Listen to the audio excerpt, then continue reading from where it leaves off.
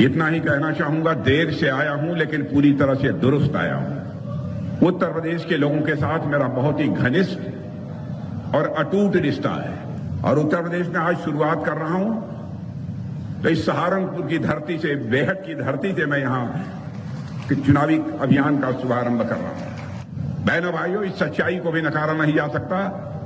केंद्र में मोदी जी के नेतृत्व में सरकार बनने के बाद सारी दुनिया में भारत का कद बढ़ा है। देश के रक्षा मंत्री के रूप में भी मैं आपको विश्वास दिलाना चाहता हूं बहनों भाइयों कि हम भारतवासियों का मस्तक किसी भी सूरत में झुकने नहीं देंगे।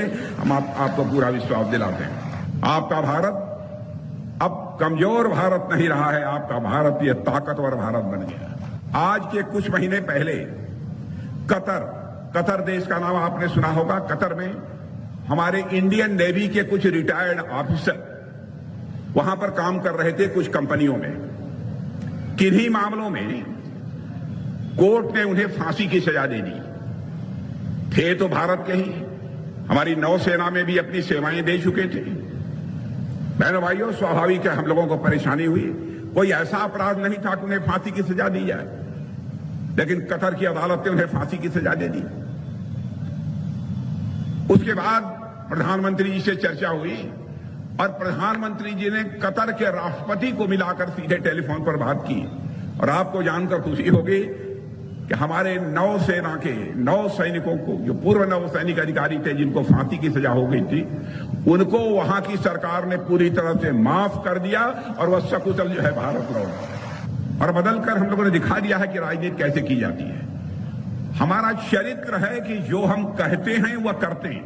हमारी पार्टी, देखिए, व्यक्ति हमारे यहां भी गड़बड़ हो सकते हैं। मैं यह नहीं कहता हूं हमारे यहां सब एकदम दूध के धुले हैं। इतनी बड़ी पार्टी है, यहां भी लोग हो सकते हैं, लेकिन हमारी पार्टी का जहां तक सवाल है, पार्टी जो कहेगी वह करेगी।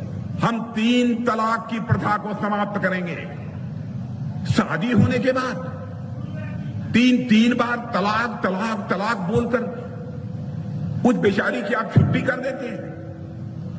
और बहनों भाइयों, आपने देखा कि संसद में बहुमत मिल गया, चुटकी बजाकर हम लोगों ने 3 तलाक की प्रथा को भी समाप्त कर दिया। मैं भी किसान परिवार का ही बेटा हूं। किसानों की समस्याओं से भी मैं अच्छी तरह वाकिफ हूं। मैं जानता हूं, क्या कभी आपने सोचा था कि कोई प्रधानमंत्री आएगा और यह कहेगा कि हमारे किसान 1000, 2000, 4000 रुपए के लिए अपनी खाद नहीं खरीद पाते, बीज नहीं खरीद पाते, मजदूरी नहीं दे पाते, इस कारण उसका खामियाजा उनको भुगतना पड़ता है। जितनी फसल पैदा होनी चाहिए नहीं होती थी। तो प्रारंभ में ही हमारी सरकार ने फैसला कर दिया कि हम हर किसान को 6000 रुपया प्रतिवर्ष हम मुहैया कराएंगे ताकि अपनी छोटी मोटी आवश्यकताओं को पूरा कर सके।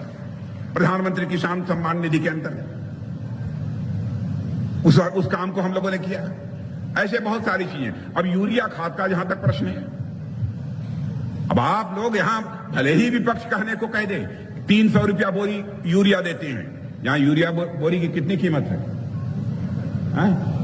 265। यहां पर यूरिया की एक बोरी 265 में मिल रही है।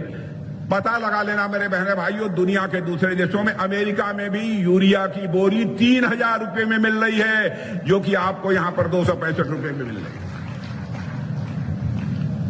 इस हद तक हमारी सरकार ने चिंता की। हमारे जगदीश राणा जी भी, जब मैं यहां आता हूं स्वाभाविक रूप से इन लोगों की मुझे याद आती है। वो पहले चाहे किस भी पार्टी में थे, लेकिन मैं सच बताऊं, पार्टी से हटकर हमारे साथ एकदम बिल्कुल निजी रिश्ता था इन लोगों का। और आज यहां जब मैं आया हूं तो स्वाभाविक रूप से उनकी याद मुझे आ रही है। कानून और व्यवस्था के हालात तो दुरुस्त है ना? कानून व्यवस्था सब डूबके हुए ना। जय योगी जी। मुझे याद है कि 2017 का जब विधानसभा का चुनाव चल रहा था तो समाजवादी पार्टी ने और कांग्रेस ने दोनों ने एक नैरेटिव चलाया था कि भाजपा से उत्तर प्रदेश के पिछड़े नाराज हैं। 2019 में फिर इन लोगों ने एक नया नैरेटिव चला दिया कि ब्राह्मण नाराज है। फिर 2022 में एक नैरेटिव चला दिया कि जाट नाराज है। फिर 2024 में नैरेटिव चला दिया कि राजपूत नाराज है।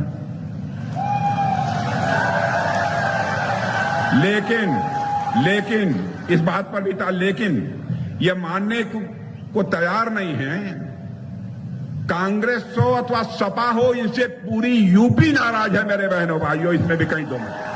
इस वीडियो को लाइक करें, हमारे चैनल को सब्सक्राइब कर बेल आइकन जरूर प्रेस करें हमारी न्यू वीडियो सबसे पहले देखने के लिए।